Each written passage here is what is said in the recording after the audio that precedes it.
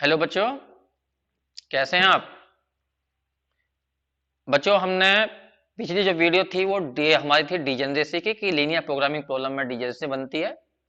तो कैसे बनती है उसकी पहचान करना, उसको फिर बाहर निकालना, वो सब तुम्हें बताया था मैंने। अब फिलहाल यहाँ पर हम बात कर रहे हैं एक नए चैप्टर की जिसका नाम है ड्यूलिटी। तो ड्यूलिटी में हम बात करेंगे एक नई लीनियर प्रोग्रामिंग प्रॉब्लम की। होता क्या है यहाँ पर, एक प्रॉब्लम तुम्हें दी जाएगी लीनियर प्रोग्रामिंग प्रॉब्लम, और उसको तुम्हें कुछ रूल्स के द्वारा दूसरी नई लीनियर प्रोग्रामिंग प्रॉब्लम में बदलना होगा। तो जो प्रॉब्लम हमें दी जाएगी उसे ड्यूल कहा जाएगा, प्राइमल कहा जाएगा, प्राइमल। और जो हम बदलेंगे उसे ड्यूल प्रॉब्लम कहेंगे। क्यों बदलेंगे, उसका रीजन ये होता है कि जैसा तुमने देखा होगा, जब हम लीनियर प्रोग्रामिंग प्रॉब्लम को सिंप्लेक्स मेथड सोल्व करते हैं तो एक टेबल बनाते थे। उस टेबल के अंदर रो, यहाँ पे x1 x2 वेरिएबल लिखते थे, फिर उनके यहाँ पे कोफिशिएंट लिखते थे कंस्टेंट में देखकर। अगर कंस्टेंट 3 है तो 3 रो बनती थी, 4 कंस्टेंट हुए तो 4 रो बनेंगी। तो जितनी रो ज्यादा बनती हैं उतना ही सिंप्लेक्स मेथड मुश्किल होता जाता है। क्यों? क्योंकि तुम्हें पता होगा, फिर की एलिमेंट बनाते हैं हम, की एलिमेंट को 1 बनाते हैं, नीचे सारी 0 बनाते हैं। तो जितनी ज्यादा रो होंगी उतने ही तुम्हें ऑपरेशन ज्यादा लगाने पड़ेंगे, तो मुश्किल क्वेश्चन हो जाएगा। तो यहां पर हम क्या करेंगे, एक प्रॉब्लम हमें दी जाएगी, उसको हम किसी नई प्रॉब्लम बदलेंगे। तो हो सकता है जो दी गई प्रॉब्लम है उसमें कंस्टेंट 4-5 हो, और जब हम उसे ड्यूल में बदलें उसमें एक दो एक ही रह जाए कंस्टेंट, तो वो प्रॉब्लम सोल्व करना आसान हो जाएगी। लेकिन उस प्रॉब्लम जो हम नहीं बनाएंगे उसका फायदा क्या होगा सोल्व करने से? दी तो हमें पहले वाली ही दी गई थी। तो हम यहाँ पर यही बताएंगे कि अगर एक प्रॉब्लम को सोल्व कर लेते हो तुम, तो उसकी हेल्प से हम दूसरी का सोल्यूशन भी बता सकते हैं। भाई तभी तो फायदा होगा दूसरी लीनियर प्रोग्रामिंग प्रॉब्लम बदलने में। तो यहाँ पे ये लिखा हमने कि एवरी लीनियर प्रोग्रामिंग प्रॉब्लम जो हमें दी गई होगी उसे कहा जाएगा प्राइमल, और फिर हम जो दूसरी नई प्रॉब्लम बनाएंगे उसे कहेंगे हम ड्यूल। और यदि हमें किसी एक का ऑप्टिमल सॉल्यूशन पता होगा तो हम दूसरी का ऑप्टिमल सॉल्यूशन आराम से निकाल सकते हैं। तो ये है ड्यूलिटी। अब बात उठती है यहां पर कि वो रूल क्या है जिनसे वो बनाई जाएगी। तो पहले हमें जो लीनियर प्रोग्रामिंग प्रॉब्लम दी गई होगी उसे स्टैंडर्ड फॉर्म में लाना होगा। लेकिन ये स्टैंडर्ड फॉर्म वो वाली स्टैंडर्ड फॉर्म नहीं है जो सिंप्लेक्स मेथड लगाने से पहले लगाई जाती है। 4 कंडीशन होती हैं उसकी, ये वो नहीं है। ये अलग है ड्यूल में बदलने के लिए। तो यहां पे लिखा है स्टैंडर्ड या कैनोनिकल फॉर्म भी बोल देते हैं किसी प्राइमल की। प्राइमल का मतलब जो प्रॉब्लम में दी जाएगी। तो क्या होती है स्टैंडर्ड फॉर्म? देखो यहां लिखा, अगर प्रॉब्लम मैक्सिमाइजेशन में है, दी गई प्रॉब्लम, तो सारे कांस्टेंट लेस देन में होने चाहिए। बस इतनी सी बात ध्यान रखनी है, तो वो स्टैंडर्ड फॉर्म आ जाएगी। नहीं है तो बना दो। दूसरा, अगर प्रॉब्लम मिनिमाइजेशन में है तो सारे कांस्टेंट ग्रेटर में ला दो। ठीक है। लेकिन कोई कांस्टेंट मान लीजिए इक्वेशन में हुआ, ऐसा हुआ इस तरह का, तो उसे लेस देन में ग्रेटर में कैसे लाएंगे? तो तुम्हें पता है किसी भी इक्वेशन को हम दो इन इक्वेशन में लिख सकते हैं। एक तो लिख दे लेस देन 7, और दूसरी लिख दे 3x1 प्लस के 4x2 ग्रेटर देन 7, क्योंकि इन दोनों का मतलब ऊपर वाली होगा। तो किसी भी इक्वेशन को हम ऐसे दो इन इक्वेशन में लिख सकते हैं।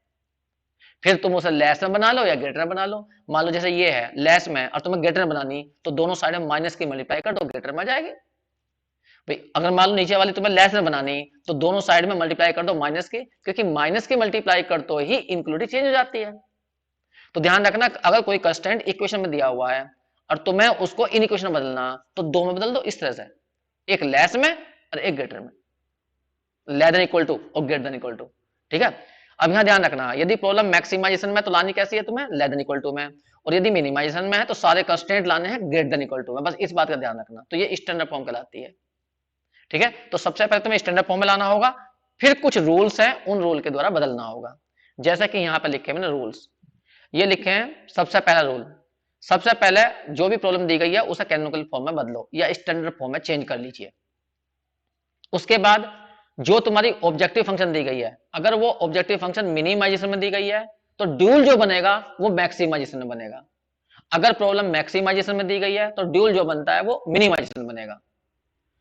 तीसरा लिखा है हमने, जो तुम्हारी प्रॉब्लम के अंदर सी होंगे, सी का मतलब तुम जानते हो ऑब्जेक्टिव फंक्शन के अंदर जो होते हैं सी, और जो कंस्टेंट होते हैं उनकी राइट हैंड साइड को बी, तो वो कह रहा है सी की जगह बी कर दो, बी की जगह सी कर दीजिए।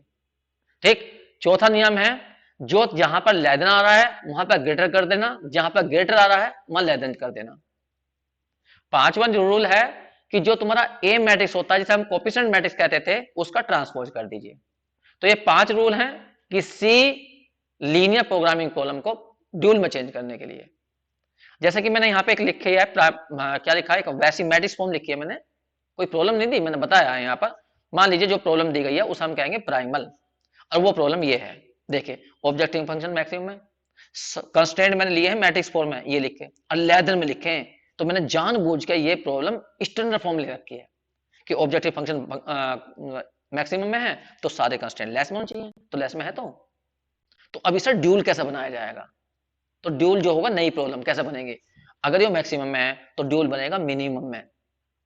तो यहाँ कैसे क्या आएगा, यहाँ क्या आएगा, अभी क्या बताया, सी की जगह बी कर दो, तो ये सी वाले यहाँ लाने और बी वाले ऊपर ले आने, बस इतना काम करना तुम्हें। बी उठाकर यहाँ ले जाने, सी यहाँ लाना। लेकिन बी यहाँ कॉलम मैट्रिक्स होगा, तो बी को जब यहाँ लिखोगे तो उसका ट्रांसपोज लिख देना जिससे कि वो रो मैट्रिक्स बन जाए, ठीक है, वरना मल्टीप्लाई नहीं हो पाएगी वाई की। अब ये वाई क्या है, ये प्रॉब्लम एक्स में है तो हम इसे नए वेरिएबल में बनाएंगे, वो लिखेंगे वाई। तो इसकी ऑब्जेक्टिव फंक्शन कैसा बननी है, जो इसके अंदर बी होते हैं वो सी की जगह आ जाएंगे बस यहाँ।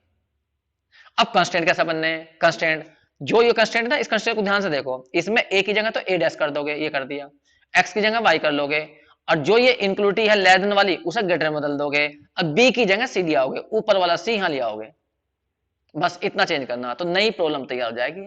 इसी को बोलते हैं ड्यूल। तो बी और सी में इंटरचेंज करना होता है, इन दोनों में इंटरचेंज, ये इसकी जगह ये इसकी जगह, और जो ये लेस देन है उसे ग्रेटर में बदल दो, जहां ए है वहां ट्रांसपोज कर दो, और एक्स की जगह नया वेरिएबल डाल दो वाई। तो इस तरह से नई प्रॉब्लम बनकर तैयार हो जाती है। तो मैं एक क्वेश्चन लूंगा, उसे समझाने की कोशिश करता हूं। ये तो मैंने वैसे ही बताया है, अब फिलहाल आते हैं एक प्रॉब्लम पर। देखिए ये एक प्रॉब्लम दी हमने, फाइंड द ड्यूल, इस लीनियर प्रोग्रामिंग प्रॉब्लम का ड्यूल निकालो, इससे नई प्रॉब्लम बनाओ, तो इसको हम कहेंगे प्राइमल। अब यहां ध्यान से देखना, ये प्रॉब्लम मिनिमाइजेशन में है तो सबसे पहले स्टैंडर्ड फॉर्म में लाएंगे, ये मिनिमाइजेशन में है तो सारे कांस्टेंट लेस देन में होने, नहीं ग्रेटर देन में होने चाहिए। अगर मिनिमाइजेशन में है तो सारे कांस्टेंट ग्रेटर में, अगर ये मैक्सिमाइजेशन में है तो सारे कांस्टेंट लेस में होने चाहिए। अभी देखो ऐसे देखो, मैंने बताया था ये, सबसे पहले बताया था ये कि अगर प्रॉब्लम मैक्सिमम में है तो लेस देन में लाओ, अगर मिनिमम में है तो ग्रेटर में लाओ। तो इसलिए हम इस प्रॉब्लम को देखो मिनिमम में है तो सारे कंस्टेंट हमें ग्रेटर में लाने हैं, लेकिन ये वाला कंस्टेंट जो थर्ड वाला है ये ग्रेटर में नहीं है, तो कोई बात नहीं, माइनस के मल्टीप्लाई कर लेंगे। तो हम इस प्राइमल को लिख रहे हैं, प्राइमल को लिख दो प्राइमल, ये प्राइमल प्रॉब्लम, और स्टैंडर्ड फॉर्म बना रहा हूं मैं इसकी। मिनिमम जेड इक्वल टू है 10x1 प्लस के है 20x2, सब्जेक्ट टू कंस्टेंट। देखो पहला है 3x1 प्लस के 2x2, और यहां पर ग्रेटर है, ये सही है, बिल्कुल ग्रेटर ही होना चाहिए क्योंकि मिनिमाइजेशन में है। फिर यहाँ x1 है प्लस के 3x2 है, और यहाँ पर ग्रेटर है, यहाँ 8 है, और यहाँ पर है 2x, माइनस की मल्टीप्लाई करूंगा इसमें, माइनस के 2x1 प्लस के हो गया x2, और यहाँ ग्रेटर इक्वल टू आ गया माइनस के 6। बाकी है नॉन नेगेटिव रेस्ट्रिक्शन, बस इसको हमने ड्यूल को, x1 x2 है ना, हाँ ये रहे। तो ये हमारी प्राइमल है। अब हम स्टैंडर्ड फॉर्म में ले आए, हम मिनिमम है सारे कंस्टेंट ग्रेटर में आ गए, अब हम इससे ड्यूल बनाएंगे, नई समस्या। देखो नई समस्या कैसे बनेगी, उसे कहेंगे ड्यूल। अब कैसे बनता है, बस 2 मिनट काम है। ऑब्जेक्टिव फंक्शन मिनिमम में है तो उसे लिखेंगे मैक्सिमम में, मैक्सिमम जेड इक्वल टू, जो इसके अंदर ये होता है ना बी, ये सारे बी होते हैं, ये b, B1 B2 B3 constant की राइट हैंड साइड, इनको लिखना तो मैं यहां ऊपर 18 फिर 8 फिर माइनस के 6। अब इनके साथ में वेरिएबल डालने तो मैं अपने पास नए, जैसे ये प्रॉब्लम एक्स में है तो अब ये बना दो वाई में, एक डाल दो y1, एक यहां पर डाल दो y2, एक यहां पर डाल दो y3।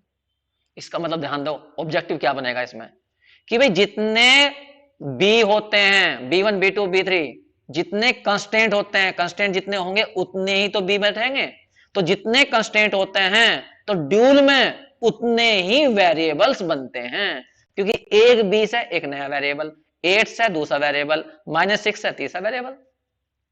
ध्यान रखना इनको, ये ऑब्जेक्टिव होते हैं। देखो इस प्रॉब्लम में जबकि 2 वेरिएबल हैं, अब जो ड्यूल बनेगा वो 3 वेरिएबल बनेगा, ठीक है। तो ऑब्जेक्टिव फंक्शन तो ऐसे बनाई जाएगी। अब आते हैं कंस्टेंट पर, कंस्टेंट कैसे बनेंगे, जो यहां पे लिखा हुआ देखो, पहला कॉलम क्या है 3 1 -2, दूसरा कॉलम क्या है 2 3 1, इनका ट्रांसपोज करना, मतलब जो पहला कॉलम है उसे रो में लिख दो, 3 यहां पर 1 है, यहां 1 3 1 और -2, इसके साथ में ये जो तुमने नए वेरिएबल डाले वो लिख दो, यहाँ y1, यहाँ y2 और इसके साथ में y2, y3, y3 और बीच में प्लस लगा दो। तो पहला कंस्ट्रेंट तैयार हो गया। तो पहले कॉलम से पहला कंस्ट्रेंट तैयार होगा, दूसरे कॉलम से दूसरा कंस्ट्रेंट क्या जाएगा, ये वाले कॉलम 2 y1 3 y2 अब प्लस के y3। ये वाला कहां था, ए का ट्रांसपोज कर दो तो ए ये तो बनता है 3 1 माइनस 2 2 3 1 बनेगा, उसका ट्रांसपोज कर दिया हमने। ठीक है, अब यहां देखो यहां पे ग्रेटर है सारों में, तो ये जो बनेंगे अब ये लेस में बनेंगे, ये भी लेस में ये भी लेस में। अब यहां कौन आएगा, तो बताया जाता बी, ये सी क्या है, सी होता है ये वाले ऑब्जेक्टिव फंक्शन में होता है सी, 10 और 20 है, ये सी है हमारे C1 C2। तो ये सी जाने हैं बी की जगह और बी जाने हैं सी की जगह, तो ये वाले हमने ऊपर ले गए, देखो ये लिया ये ऊपर। अब ये वाले दोनों कहां जाएंगे, यहां जाएंगे, यहां, तो 10 यहां आ गया, 20 यहां आ गया। ये देखो सी जो था रो में था, हमने कॉलम में लिखा 10 20, तो सी का ट्रांसपोज इसलिए लिखा था हमने वहां पर। अब बी देखो कॉलम में था, बना दिया रो में, तो बी का ट्रांसपोज लिखा था। बस इतना करना है, इनको ठाकर ए इनकी जगह लाना है, इनकी जगह, और इनको ठाकर ऊपर ले जाना, बस इनमें इंटरचेंज करना। जहां लेस होता है वहां ग्रेटर बनाना, जहां ग्रेटर है वहां पे लेस बनाना। देखो अब यहां से क्या ऑब्जेक्टिव बनते हैं, कोई पूछेगा जो ड्यूल बने उसमें कितने वेरिएबल बने, तो ध्यान रखना जितने इसमें कंस्ट्रेंट होंगे उतने इसमें ड्यूल बनेंगे, क्योंकि यहां से एक बना, यहां से दूसरा बना, यहां से तीसरा बना। ठीक है, तो मैं इन बातों को यहां पे लिख देता हूं जिससे कि तुम्हें याद रहे। तो यहां पे लिख रहा हूं मैं नंबर ऑफ कंस्ट्रेंट, ये ऑब्जेक्टिव है, इसमें कंस्ट्रेंट इक्वल टू होता है number of variables in dual, variables in dual. Number of constraint in primal लिख देता हूं, वैसे ये साइड लिखी हुई है प्राइमल की, इन प्राइमल, प्राइमल में जितने कंस्ट्रेंट होते हैं उतने ड्यूल में वेरिएबल्स बनते हैं, ये ध्यान रखना। एक ऑब्जेक्टिव तो ये है। अब दूसरा ऑब्जेक्टिव क्या है बताइए, ये जो सी थे ये कहां गए, यहां गए, कहना यहां गए, जो जितने सी होंगे उतने इसमें कंस्ट्रेंट बनेंगे, या ये कह दो कितने सी हैं, जितने वेरिएबल हैं, x1 का कोएफिशिएंट सी है, x2 का कोएफिशिएंट 20 है, तो जितने वेरिएबल्स होते हैं इस प्राइमल में उतने यहां पर कंस्टेंट बनते हैं, उल्टा होता है। तो यहां पर दो वेरिएबल हैं, कहना दो सी हैं, तो सी से क्या बने, यहां पर कंस्टेंट बने। तो ये बात ध्यान रखना, नंबर ऑफ वेरिएबल्स या सी कह दीजिए इन प्राइमल इक्वल टू होता है number of constraint, constraint in dual. तो ये छोटी सी बात है तुम्हें ध्यान रखनी है, ड्यूल तो बनाना आना चाहिए ही, साथ साथ में ये ऑब्जेक्टिव तुम्हें पता होने चाहिए। ठीक है, तो ध्यान तुम्हें समझ में आ गया होगा। एक प्रॉब्लम और ले लेता हूं, उससे और क्लियर हो जाएगा। देखिए ये प्रॉब्लम ली मैंने, example 2, right the dual of the following problem. सबसे पहले इसे स्टैंडर्ड फॉर्म में लाओ, ये प्रॉब्लम मिनिमाइजेशन में है, तो सारे कंस्टेंट लेस देन में ग्रेटर देन में होने चाहिए। अब देखो इसमें ये ग्रेटर में है, ये बड़ी अच्छी बात है, ये ग्रेटर में नहीं है तो माइनस से मल्टीप्लाई कर लो। लेकिन इसे देखना ये तो इक्वल में है, इसे कैसे बदलेंगे ग्रेटर में, तो इसे ग्रेटर में बदलने के लिए पहले इसे दो इक्वेशन बनाओ। तुम्हें बताया था मैंने, किसी भी इक्वेशन को इन इक्वेशन में बदला जाता है, जैसे x1 माइनस x2 प्लस के 3x3, यहां पे लगा दो लेस देन 4, और दूसरी लिख दो x1 माइनस x2 प्लस के 3x3, और यहां आ जाएगा ग्रेटर देन 4, ये बन गया। कुल मिलाकर इसको हमने दो नई इक्वेशन में बदल दिया। अब मैं यहां लिख रहा हूं इसकी स्टैंडर्ड फॉर्म क्या बनी, देखिए प्राइमल, स्टैंडर्ड फॉर्म में लिखूंगा मैं इसे, स्टैंडर्ड फॉर्म में डायरेक्ट। देखो ऑब्जेक्टिव फंक्शन कैसी है, मिनिमाइजेशन में है, कितनी है 2x2 प्लस के 5x3, ये रहा। अब सारे एक बार मैं कंस्टेंट लिख देता हूं, और ध्यान रखना मैं स्टैंडर्ड फॉर्म बना रहा हूं, मिनिमाइजेशन में है तो सारे कंस्टेंट ग्रेटर बनाने। पहला constant x1 plus x2, x1 plus x2, ये रहा, ग्रेटर में खुद है अपने आप, ये रहा ग्रेटर देन 2। दूसरा कंस्टेंट ये रहा, लेकिन ये ग्रेटर में नहीं लेस में है, तो ग्रेटर में लाना, तो इसमें माइनस की मल्टीप्लाई कर लो, तो माइनस के 2x1 माइनस के x2 प्लस के 6x3, अब greater than equal to minus के 6 हो जाएगा। अब थर्ड वाले के हमने बना लिए दो, ये दो, तो इनको भी क्या है बदलना, ग्रेटर में, तो पहले वाला ग्रेटर में नहीं है तो माइनस के मल्टीप्लाई कर लो, तो माइनस के x1 प्लस के x2 माइनस के 3x3 greater than equal to कितना हो जाएगा, -k4। ये खुद ग्रेटर में है तो x1 माइनस के x2 प्लस के 3x3 और यहां आ गया ग्रेटर देन इक्वल टू 4। अब देखो ध्यान से देखो, इसमें इस प्रॉब्लम के अंदर कोई पूछने लगा तुमसे कुल कितने वेरिएबल्स हैं, तो इसमें जो वेरिएबल्स हैं वो 3 है इस प्रॉब्लम में। सही है। मैं थोड़ा सा और सजा देता हूं हल्का सा इसके अंदर। देखिए ऑब्जेक्टिव फंक्शन के अंदर, यहां ध्यान से देखना, ऑब्जेक्टिव फंक्शन के अंदर x1 नहीं है तो मैंने लिख दिया तुम्हें दिखाने के लिए 0x1 ये लिख दिया। फर्स्ट कांस्टेंट में x3 नहीं आ रहा तो मैंने जानबूझ के 0x3 कर दिया। क्यों? क्योंकि मुझे a का ट्रांसपोज करना है तो मुझे पूरा कॉलम चाहिए x1 का, x2 का, x3 का, तो मैंने पूरे कर लिए सारे।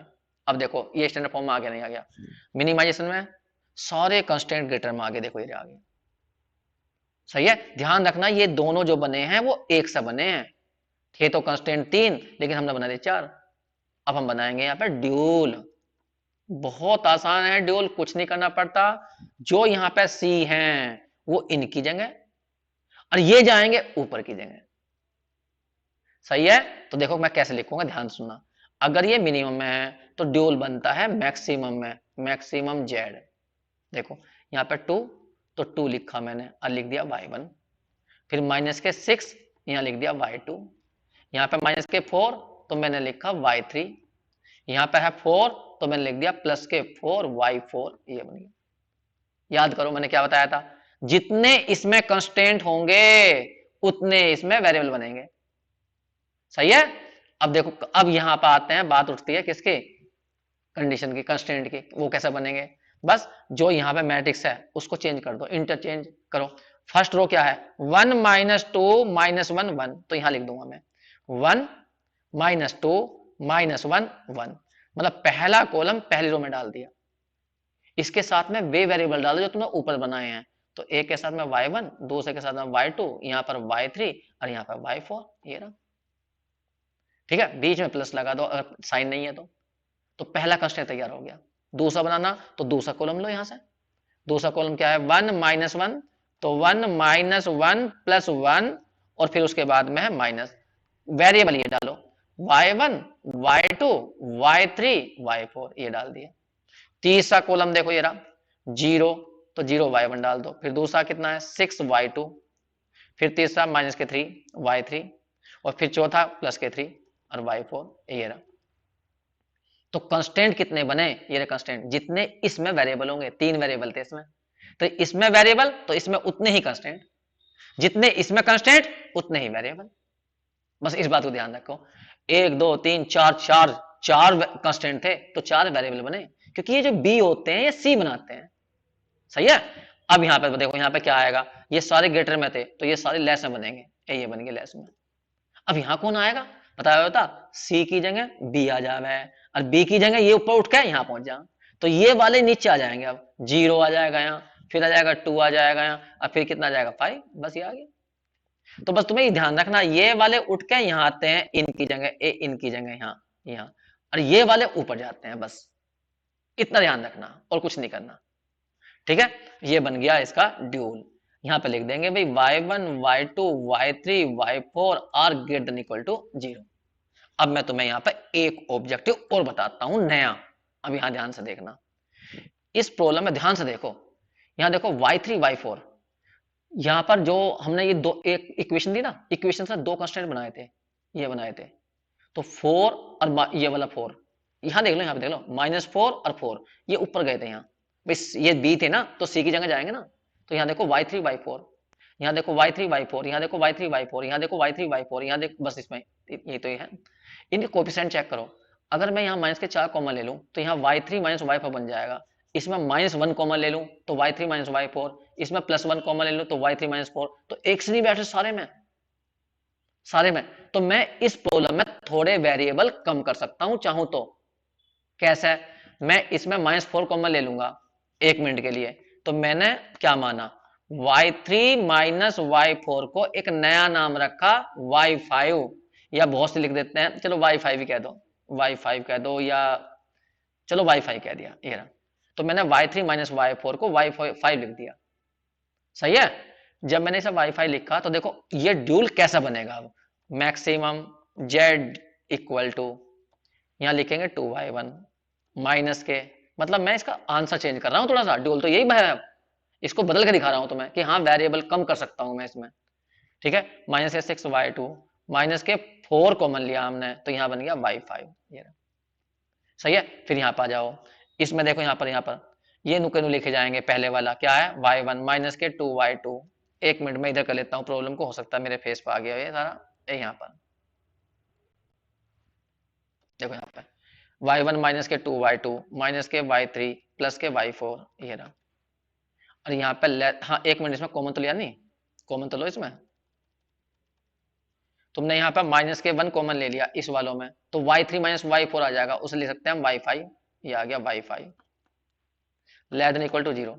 अब इस वाले को लिखो सेकंड कंस्टेंट को, y1 माइनस y2, इसमें प्लस 1 कॉमन ले लो, तो ये आ जाएगा y5। ये आ गया, और लेस देन कितना आ गया 2। अब तीसरे वाले पे जाओ, इस वाले पे कंस्टेंट तो हमारे 4 थे, एक कंस्टेंट कहाँ चला, नहीं 3 तो थे, सही था। यहाँ पे देखो 0y1, और यहाँ पे कितना है, एक मिनट बच्चों जरा मैं देख लूँ मैं, हाँ 0y1, और इसमें आ गया 6y2, और यहाँ पे चेक करो, यहाँ पे माइनस के 3 कॉमन ले लो, तो कितना आ जाएगा y3 माइनस के y4, ये रहा। और लेस देन कितना आ गया 5।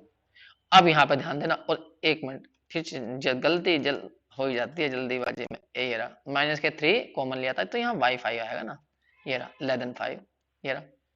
अब यहाँ ध्यान देना, अब क्या लिखूंगा मैं, देखिए y1 y2 y3 y4 सारे पॉजिटिव थे, 0 से बड़े, तो y1 y2 इनका तो मुझे कंफर्म है ये पॉजिटिव हो जाएगा। लेकिन जो तुमने y5 माना, क्योंकि y3 y4 तो गायब कर दिया तुमने ये मानकर, तो y3 y4 दोनों पॉजिटिव हैं, लेकिन उनका डिफरेंस जो है जरूरी नहीं है कि पॉजिटिव हो, नेगेटिव भी हो सकता है। भाई क्या पता y4 बड़ा हो y3 से, ये दोनों पॉजिटिव तो थे, और तुमने इनको हटाया, उनकी जगह नया वेरिएबल डाल दिया y5, तो y5 के बारे में हम कह नहीं सकते। तो ऐसी स्थिति में y को क्या कहते हैं कि y पे हम कोई प्रतिबंध नहीं लगा सकते, तो y को लिखते हैं y इज अनरेस्ट्रिक्टेड, कि इस पर कोई प्रतिबंध नहीं लगा सकते।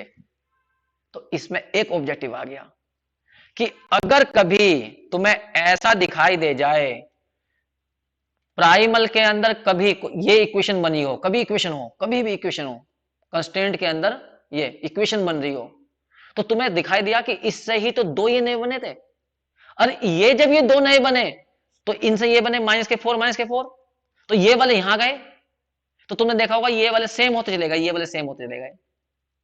तो इसका मतलब ये हुआ कि यदि प्राइमल में इक्वेशन आ जाती है तो ड्यूल के अंदर एक वेरिएबल अनरेस्ट्रिक्टेड जाता है, लेकिन कौन सा जाएगा, यहां देखो ये इक्वेशन कौन से नंबर पे थी, फर्स्ट सेकंड थर्ड नंबर पे थी। तो प्राइमल का यदि कोई कंस्टेंट इक्वेशन है थर्ड नंबर पर, तो इस प्रॉब्लम के अंदर ड्यूल के अंदर जो थर्ड वेरिएबल बनेगा वो 100% अनरेस्ट्रिक्टेड बनेगा। देखो ये तो बना, एक मिनट देखो, अब जो हमारी नया ड्यूल बना, ये देखो कितने वेरिएबल हुए, y1 y2 और एक बना y5, तो y5 जो है हमारा कैसा गया, अनरेस्ट्रिक्टेड गया। तो एक ऑब्जेक्टिव ये होता है इसके अंदर, तो ये ऑब्जेक्टिव मैं लिख देता हूं, एक मिनट बच्चों जरा, ये ऊपर नीचे हो जाता है बार बार, मैं यहां लिख देता हूं, क्या लिखूंगा मैं, थर्ड, जो तीसरे वाला था, थर्ड कंस्टेंट इन प्राइमल, जो थर्ड कंस्टेंट था इन प्राइमल में वो क्या था, इज इक्वेशन, एक इक्वेशन थी, तो वो किस में कन्वर्ट हो गई, अनरेस्ट्रिक्टेड वेरिएबल में। तो third variable of dual is unrestricted, इन्हें याद रखना, ये ऑब्जेक्टिव में काम आएंगे। ठीक है, इसका उल्टा भी होता है, वो बाद में बताएंगे, अभी जरा पहले तो यहाँ की बात कर ले हम। ठीक, अब यहाँ पर देखो थोड़ा सा मैं हल्का सा एक संकेत और चेंज करता हूं, जैसे प्राइमल है तो प्राइमल का मिनिमम ये है, प्राइमल की ऑब्जेक्टिव फंक्शन, तो यहाँ पे बहुत से लोग जेड लिख देते हैं, जेड का मतलब होता है प्राइमल की ऑब्जेक्टिव फंक्शन, और जब ड्यूल बनाते हैं भले वो मैक्सिमम में है तो यहाँ लिखते हैं जेड, तो जेड का मतलब होता है ड्यूल की ऑब्जेक्टिव फंक्शन। ठीक है, तो ये हमने एक नई प्रॉब्लम ली थी तो मैं बताई इसे, और बाद में करेंगे दूसरी वीडियो में जो है अभी मैंने केवल 2 प्रॉब्लम समझाई हैं। इस तरह के क्वेश्चन जो भी हैं उन्हें करके देख लीजिए। ठीक है बच्चों, थैंक यू।